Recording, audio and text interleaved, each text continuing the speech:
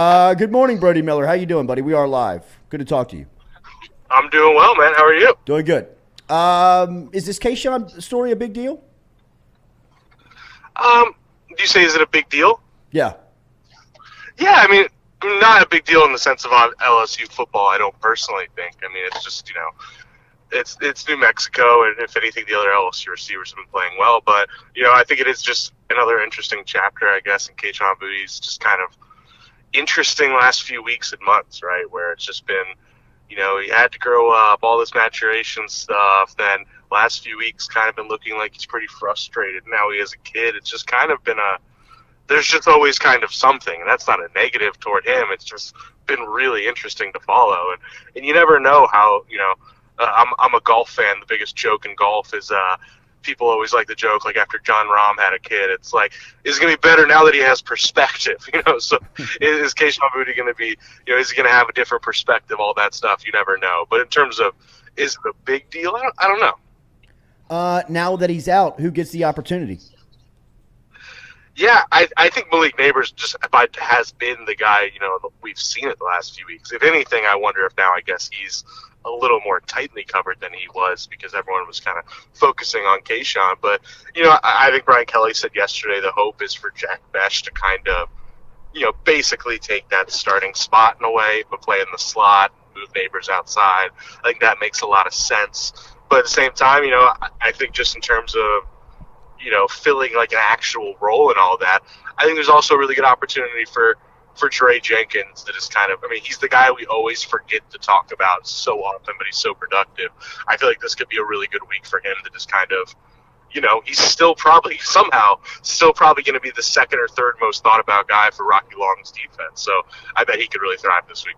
LSU's 31-point favorites tomorrow versus New Mexico. What's the objective from your point of view? What is LSU looking to accomplish tomorrow night if they could, secure the win? What do they want to take away from tomorrow night? Yeah, I think because at the end of the day, I probably think this is going to be a relatively ugly football game in a lot of ways. Like I wouldn't love the spread or anything like that. But I think what you're looking to kind of come away with is, have you solved anything? I'm not really scared of the defense getting beat, stuff like that. I'm sure that's going to be fine. I think you want to come out of this game feeling like you've solved just the offense being more efficient. It's not that it's been bad, but it's been wonky. It really does remind me a lot of 2018, that Burrow season, of just like, it's not bad by any means. It's productive, but it's never smooth. It's flawed, and I think you want to get to a point going into at least going into Tennessee where you think you figured it out on a first, second, third down basis, not just a second half when you need to get hot thing of, can you get 5 yards, on first down? Can you just get a little smoother and get more manageable? I think that's the big thing I'm watching.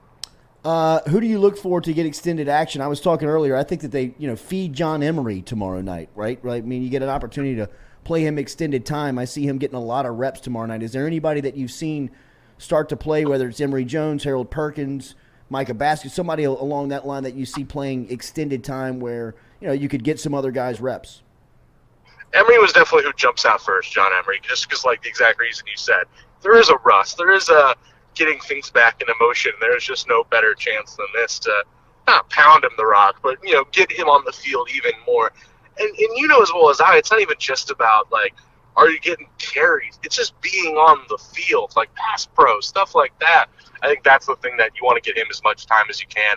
I think the other that's worth watching is, I know he said it last week and ended up being wrong, but Brian Kelly, said Seven Banks is supposed to play, and I think this is for the same exact reasons we're talking about with Emery, this is just a good chance to be like, all right, Seven Banks, if healthy, I have no idea, it's been hard to follow, but just get him on there because I'm not exactly scared of that New Mexico passing game, so you can just get him those reps. I think that's a good opportunity.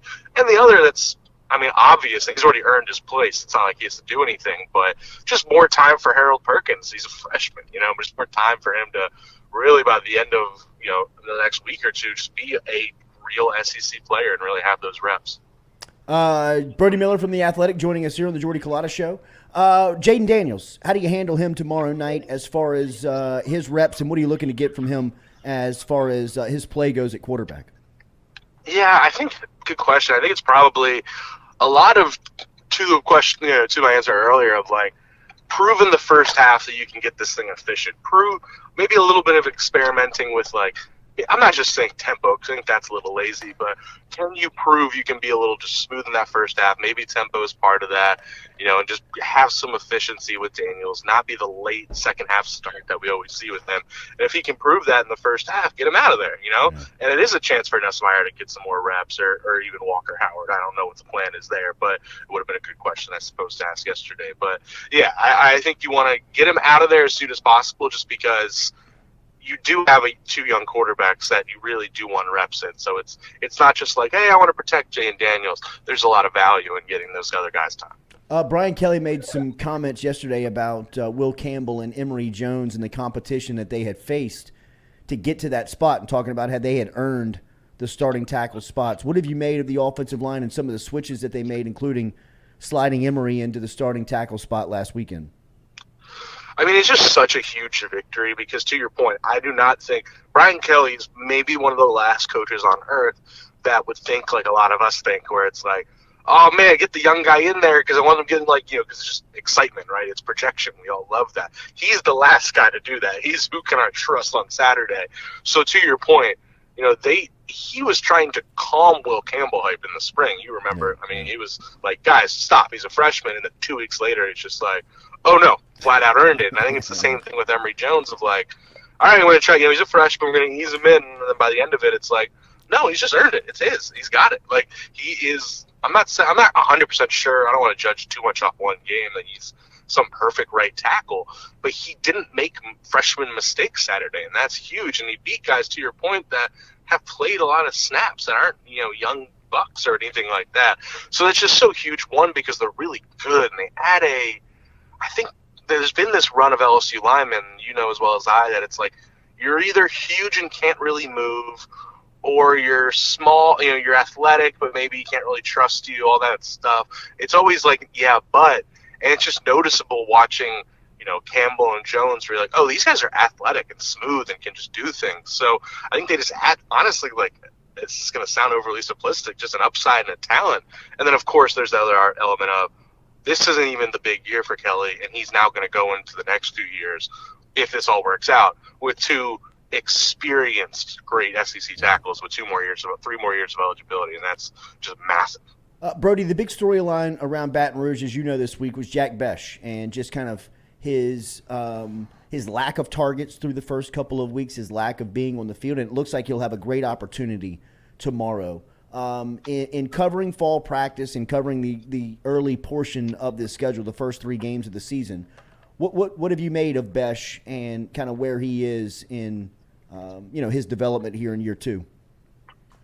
Yeah, I think it's just been stunted, right? He's just been banged up with different things this whole time. I mean, I was always told kind of during the summer leading into camp that, he had a concussion at one point. That was why he was kind of, slow on that. Then you hear of shin splints or stress fractures and things like that. And like all of these things that we're mentioning, and I think a lot of it's gotten muddled, unfortunately, just trying to figure out what's what. But all of those things are things that aren't going to, like, ruin you on one day but are lingering. They're all things that it's just kind of like a slow get back to normal. Stress fractures is an ultimate example of that. And I think it's been a lot of easing back in with Jack Besh. That I don't think it's like Jack Besh isn't having a good year. I thought it was really interesting that Brian Kelly Monday said, or Wednesday said, we have to do a better job of getting Jack Besh involved because he didn't play Saturday. Like he didn't play at all. Like it seemed like he was just out. And I think that's the weird confusion going on there where it's like, wait, was he just benched or was he injured? And we haven't gotten a clear answer on that. But yeah, I think he'll be fine. And I think this is, these next few weeks are going to be a good window because you can see in the offense, there's kind of they need that guy that brings what he does, that kind of, they have so many good receivers, but they could use that physical, really strong possession guy to not just move the chains, but be that guy to match up, to hit on 3rd and 10 in a one-on-one, stuff like that. They could use that right now. So there's definitely a huge opening for Jack Besh. I'm just fascinated by what's his overall health. B.J. Ojulari, through the first 3 weeks of the season, looked like LSU's probably best overall player. He was named SEC Defensive Player of the Week for his performance versus Mississippi State. What have you made of his play up until this point? Yeah, I mean, because the weird thing with these last, I mean, I went into this year saying, yeah, man, he should be a first-round draft pick. But even with that, it was kind of still based on projection a little, right? Like, the sack numbers were there, the pressure stuff was there those first 2 years. But I never viewed him as, like, he still seemed to, raw's not right, but not quite complete. There was still a lot of, like, you know, okay, how is he on run defense? You know, just like, is he an overall part of this defense? And these last 3 games, it's like, no, he is a complete overall star outside linebacker in a real way where I'm like, oh, that's a top 10, 15 pick. I mean, he seems more explosive and almost like that relentless thing. Like those great pass rushers have like a relentlessness to them that even when they're kind of getting stopped, they're just willing their way into it. And I saw a lot of that against Mississippi State. He just looks so special on the edge, but also so impactful in the run game and helping around. And yeah, he's finally kind of having that holy crap, like this guy's special year that I assumed might happen, but eventually you're just like, okay, like maybe he's just kind of a good pass rusher with flaws. And no, he's great. I mean, in a lot of ways, and this is not Kayshon slander. He had a really underrated 2019, but in a lot of ways, Ojulari is kind of doing what like we thought Kayshon would do.